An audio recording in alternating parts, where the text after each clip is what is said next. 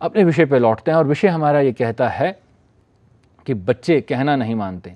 तो माता पिता को सबसे पहली बात ये ध्यान देना चाहिए कि उनके बच्चे की परिस्थिति कहाँ पर खराब हो रही है, क्या उनका लग्न पीड़ित है, क्या उनकी राशि पीड़ित है, और अपनी पत्रिका में खास तौर पे देख लेना चाहिए कि उनका पंचम पीड़ित तो नहीं है, या बच्चे की पत्रिका में दशम चतुर्थ की स्थिति अच्छी तो नहीं, खराब तो नहीं है। क्योंकि अक्सर एक चीज़ और सुनने को मिलती है कि देखिए बाहर जाता है तो सबके साथ अच्छा व्यवहार करता है, घर में ही उद्दंडता करता है, घर में ही हमें परेशान करता है। तो ये बात समझने योग्य है कि ये माता पिता को ही कष्ट दे रहा है या बाहर भी ऐसा ही उद्दंड है, या बाहर भी इस तरह की जिद करता है। तो आपको ये जांचने के लिए सबसे पहले अपने चतुर्थ और दशम की अभिव्यक्ति को समझना होगा। तो जब भी आप अपने बच्चे की पत्रिका दिखाएं, साथ में अपनी पत्रिका का वो अवलोकन करा लीजिएगा, क्योंकि यहाँ ये रहस्य आपके पास छुपा है कि हाँ, आपकी पत्रिका क्या कहती है।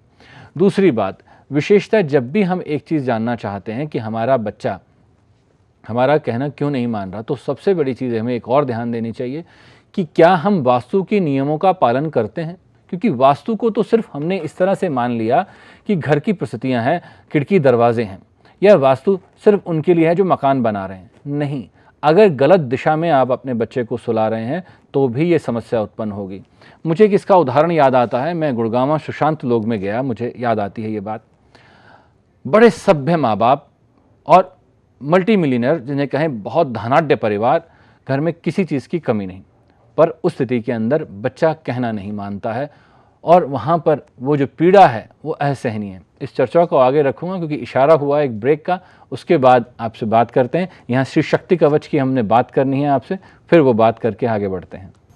हमारा पता है 2/81 service lane, NWA club road, West Punjabi Bagh, New Delhi 110026।